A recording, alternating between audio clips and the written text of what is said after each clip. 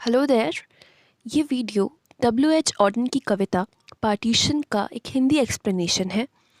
Context के लिए मैं शुरुआत में भारत के पार्टीशन के बारे में, उसके आउटकम्स के बारे में और उसकी इंटेंसिटी के बारे में थोड़ी बात करूँगी। अगर आप पार्टीशन और उसके ट्रॉमा या ट्रॉमा इन जनरल से थोड़े एंशियस फील करते हैं, ट्रिगर्ड फील करते हैं, तो आप फ्यू मिनट्स स्किप कर दें और इस टाइम स्टैम्प से वीडियो को देखना शुरू करें, जहाँ पर सीधे आपको केवल पोएम का एक्सप्लेनेशन मिलेगा। अगर कोई इंसान भारतीय है या पाकिस्तानी है तो 1947 यानी 1947 का जो साल है उसकी याददाश्त में छपा हुआ है। पहली बात, क्योंकि इसी साल में इन दोनों देशों को आज़ादी मिली थी, लेकिन साथ ही कुछ ऐसा हुआ था जिसे ह्यूमन हिस्ट्री के सबसे बड़े जीनोसाइड्स में से एक समझा जाता है, पार्टीशन, जो कि टाइटल है हमारी आज की पोएम का, जो कि लिखी गई है डब्ल्यू एच ऑर्डन द्वारा।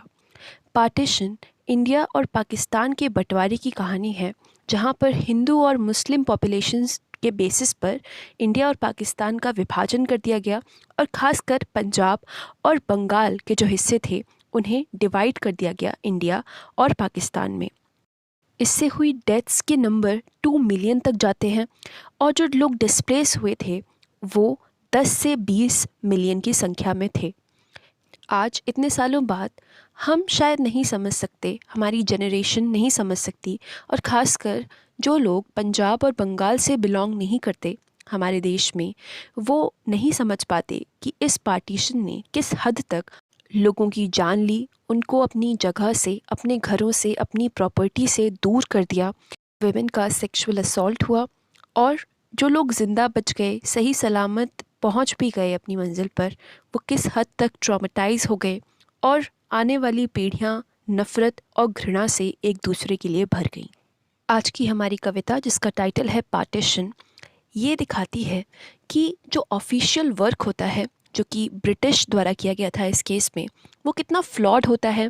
पावर, पॉलिटिक्स किस तरह पूरी ह्यूमन हिस्ट्री को शेप करती है, और एक क्रिटिक डब्ल्यू एच ऑर्डन ने दिया है अपनी ही गवर्नमेंट के ऑफिशियल्स के लिए। ये पोएम हमें ये भी सीख देती है कि एक पोएट एक सोसाइटी को किस तरह कंट्रीब्यूट करता है, वो निडर होकर किस तरह अपनी ही गवर्नमेंट को क्रिटिसाइज़ कर सकता है। ये पोएम हमें साफ साफ दिखाती है कि देश और देश की गवर्नमेंट में बहुत अंतर होता है। एक देश उसके लोगों से, उसकी पॉपुलेशन से, वहाँ की नदियों से, वहाँ की हिस्ट्री से, लैंग्वेजेस से बनता है, जबकि गवर्नमेंट केवल एक ग्रुप होता है इलेक्टेड लोगों का, सेलेक्टेड लोगों का, ऑफिशियल्स का, जो कि गलती करता है।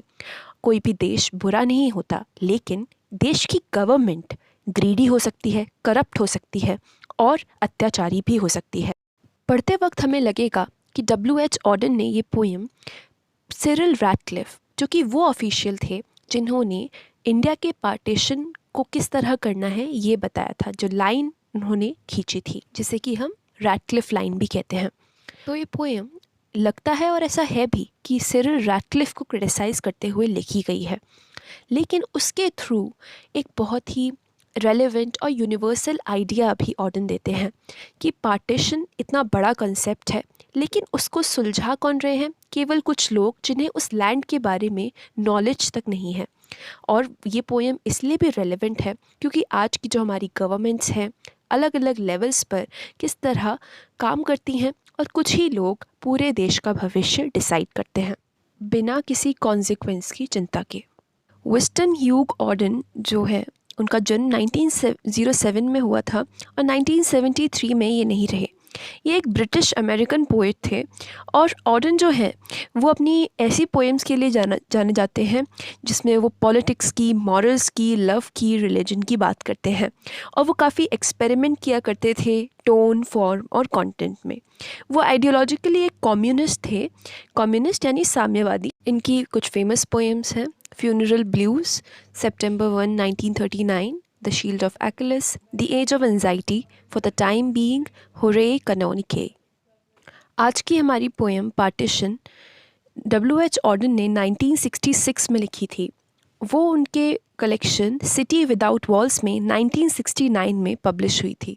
इस पोएम की राइम स्कीम है AA BB CC, और इसी तरह राइम स्कीम फॉलो करती है।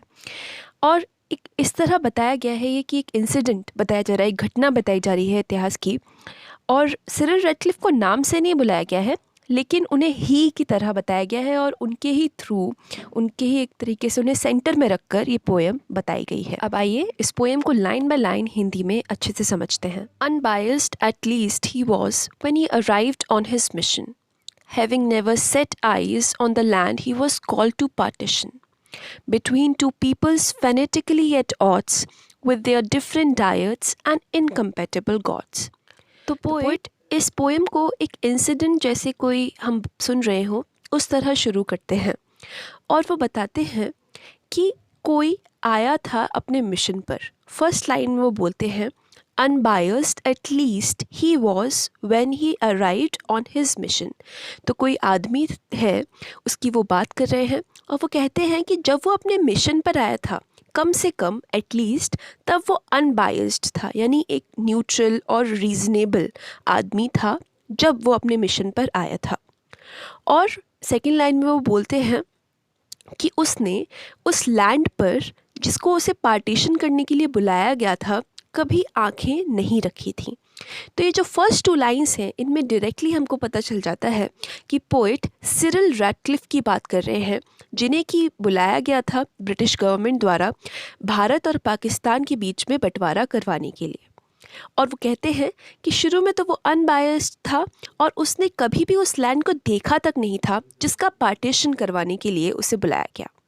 Between two peoples fanatically at odds with their different diets and incompatible gods। और पोएट देखिए कितने अच्छे से बताते हैं कि जो पार्टीशन है वो ये नहीं कह रहे कि लैंड के टुकड़े का पार्टीशन था, वो कहते हैं कि दो तरह के लोगों के बीच में वो पार्टीशन था।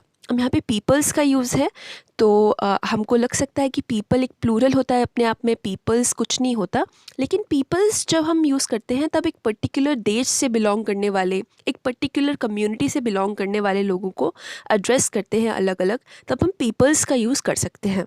ऐसे दो लोगों के बीच में सिरिल रैटक्लिफ को पार्टीशन करने के लिए बुलाया गया था जो कि फेनेटिकली एट ऑड्स थे, यानी उनके बीच में बहुत सारे डिसएग्रीमेंट्स थे, ऑड्स थे और वो फेनेटिक थे, यानी अपने पर बहुत ज़्यादा एक तरह से बिना किसी रीज़न के जो अपने अपनी बात पर टिक जाए, वो लोग होते हैं फेनेटिक्स।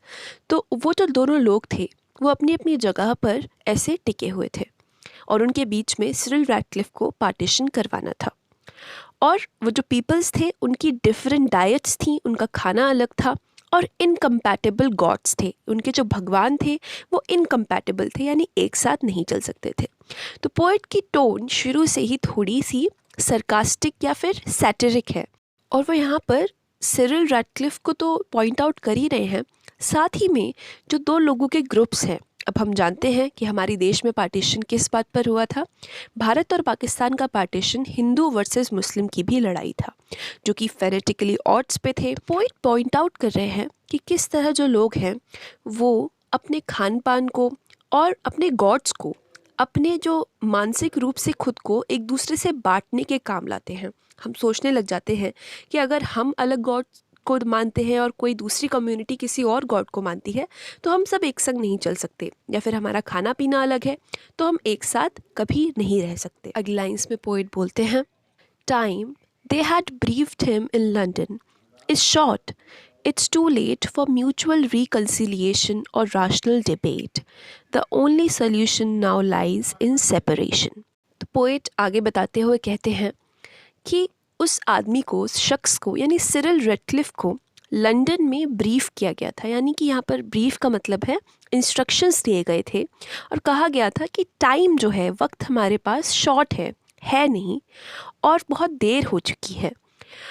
किसके लिए? म्यूचुअल रिकन्सिलिएशन या फिर रैशनल डिबेट के लिए। म्यूचुअली कोई रिकन्सिलिएशन हो पाए, कोई तरीका हम निकाल पाए, कोई नेगोशिएशन कर पाए किसी तरह से, या फिर रैशनली, रीजनेबली हम डिबेट या फिर वाद विवाद कर पाएँ, डिस्कशन कर पाएँ। इसके लिए टाइम तो बहुत लेट हो चुका है। अब जो केवल जो सोल्यूशन बचा है वो सेपरेशन, यानी जो पार्टीशन है उसमें है। अब तो हमें वही करना होगा। तो यहाँ पर वो फिर से सैटिरिक तरह से चीज़ों को प्रेजेंट करते हैं और सैटिरिक भी है और सच भी है। वो कहते हैं कि सिरिल रैडक्लिफ से कहा गया कि अब हमारे पास टाइम नहीं बचा है। तो ब्रिटिश गवर्नमेंट जो थी उसको जो फ्लॉज थे वो उसको पॉइंट आउट करते हैं कि टाइम कैसे नहीं बचा है, आप लोगों ने अभी तक किया क्या, लेकिन अब आप कहते हैं कि अब टाइम नहीं बचा है, अब तो सेपरेशन ही करना पड़ेगा। अगली लाइन्स में, the viceroy thinks as you will see from his letter that the less you are seen in his company the better. So we have arranged to provide you with other accommodation. तो यहाँ पर poem ये बता रही है कि क्या क्या इंस्ट्रक्शंस सिरिल रैडक्लिफ को इंडिया आने से पहले दिए गए, और उनसे कहा गया कि जो वाइसरॉय हैं, हम सब जानते हैं कि ब्रिटिश काल में वाइसरॉयज़ होते थे हर देश में, और वो मतलब एक तरह के हेड ऑफ़ द स्टेट की तरह काम करते थे ब्रिटिश गवर्नमेंट की तरफ से। तो जो वाइसरॉय हैं कि जैसा कि तुमने उनके लेटर्स को पढ़कर जान ही लिया होगा, देख ही लिया होगा कि उनकी कंपनी में ज़्यादा मत देखो और वही अच्छा होगा, वही बेटर होगा। तो इसलिए हमने तुमको एक दूसरा अकोमोडेशन, तुम्हारे रहने का इंतज़ाम वाइसरॉय के संग नहीं करवाया है, कहीं और करवाया है। तो यहाँ पर आप पॉलिटिक्स को देखिए, किस तरह हर चीज़ कैसे प्लानिंग प्लॉटिंग होती है लोगों को एक धोखे में रखने के लिए, एक अंधेरे में रखने के लिए, क्योंकि कहीं ना कहीं उन लोगों को अंदाज़ा है कि जो वो करने जा रहे हैं उसके बहुत बुरे और बड़े परिणाम हो सकते हैं। इसलिए वो जो सिरिल रैडक्लिफ हैं वो डायरेक्टली गवर्नमेंट ऑफिशियल्स के साथ, वाइसरॉयज़ के साथ उठेंगे बैठेंगे नहीं, ताकि लोगों में सीधे ये इम्प्रेशन न जाए कि वो पॉलिटिकली इन्वॉल्व हैं और जो ब्रिटिश गवर्नमेंट है उससे सीधे जुड़े हुए हैं। उन्हें केवल एक ऑफ़िसर की तरह बुलाया जाएगा और ऑफ़िसर की तरह विदा कर दिया जाएगा, जबकि उनकी जो स्ट्रिंग्स हैं कठपुतली की तरह, वो ब्रिटिश गवर्नमेंट के हाथ में ही हैं। और आज आप खुद सोचिए कि किस तरह आपको जो चीज़ें लगती हैं कि न्यूट्रल हैं, वो किन चीज़ों से, किन सोर्सेज से जुड़ी हुई हैं। और ये लाइंस बहुत रेलेवेंट है, खासकर एक मीडिया के, और इतने फास्टली जो हम कम्युनिकेट कर रहे हैं, हमें इंफॉर्मेशन मिल रही है, उसके लिए। अगली लाइंस में वो कहते हैं, वी कैन गिव यू 4 जजेस, 2 Muslim and 2 Hindu to consult with, but the final decision must rest with you. और कहते हैं गवर्नमेंट ने उनसे कहा सिरिल रैडक्लिफ से कि हम तुमको 4 जजेस देंगे, 2 मुस्लिम होंगे उनमें से और 2 हिंदू होंगे, जिनसे तुम कंसल्ट कर सको, डिस्कशन कर सको और एडवाइस ले सको, लेकिन जो फाइनल डिसीजन होगा वो तुम्हारा ही होगा। तो इन लाइंस में किस तरह दिखाया है कि रिप्रेजेंटेशन का मुद्दा भी है, और किस तरह एक बहुत छोटा ग्रुप लोगों का पूरे जो आवाम है, पॉपुलेशन है इतनी बड़ी, उसके मुद्दों को डिसाइड करता है। यहाँ पर केवल कह दिया गया कि तुमको 2 मुस्लिम और 2 हिंदू जजेस प्रोवाइड करवा दिया जाएगा। तो आपको लगता है कि जहाँ पर इतने मिलियंस जो लोग हैं उनकी जो एक तरह से किस्मत है वो डिसाइड होने वाली है, उसके लिए रिप्रेजेंटेशन काफ़ी है। और वो जजेस भी कौन होंगे? जो गवर्नमेंट के प्यारे होंगे, गवर्नमेंट के एक तरह से पेट्स होंगे। तो गवर्नमेंट ने कहा कि हाँ ठीक है, हम आपको 2 जजेस अपनी सहूलियत के हिसाब से 2 मुस्लिम 2 हिंदू दे देंगे, आप उनसे पूछताछ कर लेना, लेकिन जो फाइनल डिसीजन होगा वो आपका ही होगा। यानी एक वाइट मैन है, वो इतने दूर से आ रहा है, उसने कभी उस लैंड को कहीं जब भी जाना नहीं, लेकिन फिर भी वो होगा जो कि डिसाइड करेगा कि इस लैंड पर क्या होने वाला है। अगर यहाँ पर इंडिया के पार्टीशन की बात है तो किसी इंडियन को और इंडिया से भी अलग अलग प्रदेशों से आने वाले, अलग अलग धर्मों से आने वाले लोगों को रिप्रेजेंट करते हुए एक काउंसिल बनानी चाहिए थी, लेकिन नहीं भाई, हम वो करेंगे, जो पहले से पावरफुल है वही सारे डिसीजन करेगा, जिसे कोई मतलब नहीं है उन लोगों से, वो सारे डिसीजन लेगा। Shut up in a lonely mansion with police night and day, patrolling the gardens to keep the assassins away. He got down to work to the task of settling the fate of millions. The maps at his disposal were out of date. Poet बोलते हैं कि उनसे कहा गया था कि एक lonely mention में, एक तुम्हें अकेला सा अलग सा बंगला दे देंगे, वहाँ पर तुम बंद हो जाना, बंद होकर बैठ जाना, और वहाँ पर जो पुलिस होगी वो दिन रात पेट्रोल करेगी, तुम्हारी रक्षा करेगी, गश्त लगाएगी और गार्डन्स में, ताकि जो असैसिन्स हैं, अगर तुम्हें कोई मारने की कोशिश करेगा तो उनको दूर रखा जा सके। और फिर वो वहाँ पर काम करने बैठे सिरिल रैडक्लिफ, ताकि वो जो फेट है मिलियंस का, लाखों लोगों का की जो किस्मत है, उसको डिसाइड कर सकें। जो उनके पास मैप्स थे एट हिज डिस्पोजल, मतलब जो उनको अवेलेबल थे मैप्स, वो आउट ऑफ डेट थे।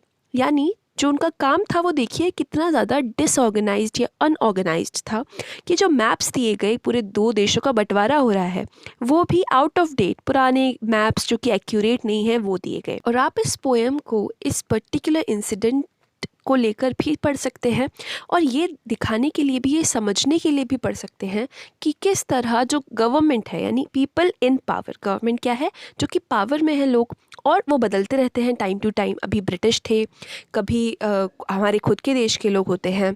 तो वो लोग क्या करते हैं कि एक पर्टिकुलर ग्रुप, छोटा सा ग्रुप होता है लोगों का जिनके पास बहुत पावर होती है, और वो उनके पास इतनी पावर होती है कि वो पूरे देश पे अपनी मर्जी चला सकते हैं।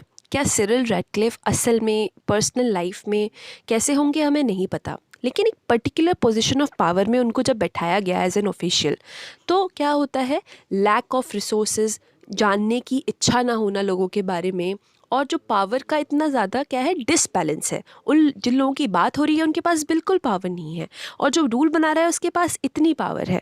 तो इससे क्या होता है, अब्यूज़ होता है, पावर का, अथॉरिटी का अब्यूज़ होता है। और ये टाइम टू टाइम हमें हर देश में लोगों के बीच में देखने को मिलता है। अगली लाइन्स में, and the census returns almost certainly incorrect, but there was no time to check them, no time to inspect. और जो सेंसस रिटर्न्स थे, यानी सेंसस के जो सर्वेज होते हैं, जनगणना होती है, पॉपुलेशन की काउंटिंग होती है, उसे सेंसस रिटर्न्स कहा गया है।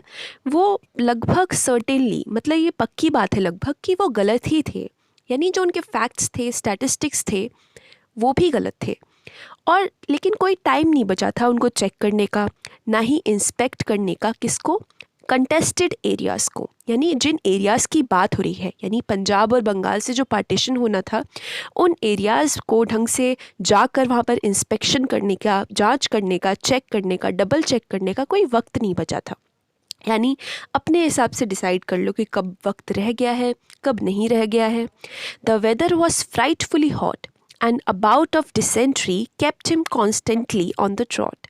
तो जो भारत का मौसम था, वो सिरिल रैडक्लिफ जो कि एक ब्रिटिश थे, उनके लिए एक बहुत डरावने तरीके से फ्राइटफुली हॉट था, बहुत गर्म था, क्योंकि वो लोग बहुत ठंडे प्रदेशों से, देशों से आते हैं, यूरोपियन हैं, ब्रिटिश हैं, तो उनके लिए हमारा जो मौसम था वो बहुत गर्म था। और अबाउट ऑफ डिसेंट्री, डिसेंट्री एक बीमारी होती है जिसे हिंदी में पेशिश बोल दिया जाता है। ये इंटेस्टाइन्स में, आंतों में एक बीमारी होती है जिसके चलते जो फीसिस होती है, यानी जो हमारा मल निकलता है, उसमें ब्लड वगैरह आता है और डायरिया भी हो जाता है। तो इसलिए डिसेंट्री की जो बीमारी थी, बाउट का मतलब होता है यहाँ पर समझ लीजिए बार बार उन्हें उस चीज़ का सामना करना पड़ रहा था, एक बीमारी का। और यहाँ लिखा है kept him constantly on the trout, यानी डायरिया की भी उन्हें बीमारी थी। ट्रॉट मतलब यहाँ पर है डायरिया, तो वो उससे रेगुलरली सफ़र कर रहे थे, यहाँ पर उन्हें डायरिया हो गया था इसलिए। तो एक इंसान है, बूढ़ा इंसान है, वो दूर देश से आया है, उसके चलते उसे बीमारी हो गई है, लेकिन उसके बाद भी उसी से रूल बनवाए जाएंगे। और वो रूल कैसे बनते हैं, क्यों बनते हैं, इससे किसी को कोई मतलब नहीं है। But in 7 weeks it was done, the frontiers decided, a continent for better और वर्स डिवाइडेड। लेकिन 7 हफ्तों में ही ये काम ख़त्म हो गया, और जो फ्रंटियर्स यानी जो बाउंड्रीज थी वो डिसाइड हो गई, और जो कॉन्टिनेंट यानी जो पूरा इंडियन सब कॉन्टिनेंट था उसे डिवाइड कर दिया गया, अब चाहे वो भले के लिए होता चाहे बुरे के लिए। The next day he sailed for England where he could quickly forget the case as a good lawyer must, return he would not afraid as he told his club that he might get shot. तो अगले दिन वो England के लिए निकल गए, जो Cyril Radcliffe थे, जहाँ पर वो आसानी से भूल सकते थे इस केस को, जैसे कि एक अच्छे लॉयर को, एक बढ़िया लॉयर को, वकील को भूल जाना चाहिए।